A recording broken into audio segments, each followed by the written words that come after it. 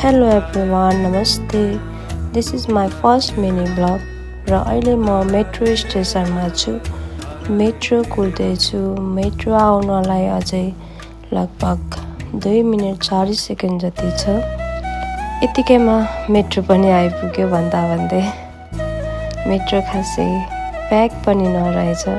ठिकै भयो, प्याकमा जान पनि सकिँदैन, गाह्रो लाग्छ मलाई।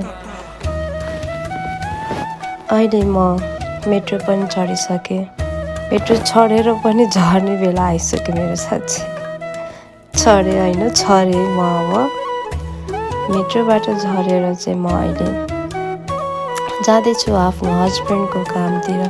सेन्टोस सिस्काको बाटो हुँदै उहाँलाई सरप्राइज दिन। उहाँलाई थाहै पनि छैन म उहाँलाई सरप्राइज दिन आउँदैछु भनेर। म पनि मेरो काम सकेर कामबाट जाँदैछु उहाँलाई भेट्न। अब यो बाटो हुँदै स्पेक्ट्रल लन्चको बाटो हुँदै जाउँ है त। हेरौँ, यो हेर्दै जाउँ। मलाई अहिले अलिअलि रुगा पनि लागेको छ, चिसो लाग्यो, मौसम चेन्ज हुन लागेको भएर।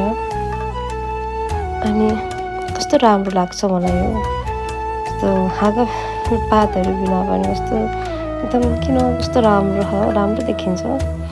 यो बाटो त झन् मेरो सबसे फेभरेट प्लेस हो यो पोल्यान्डभरिको। कस्तो राम्रो लाग्छ। अब जाउँ ल अगाडि।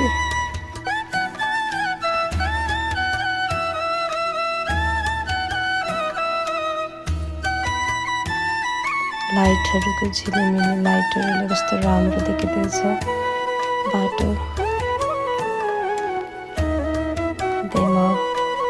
अब पुग्न लागे मेरो हस्बेन्डको गाउँतिर। ल उहाँलाई पनि भेटेँ।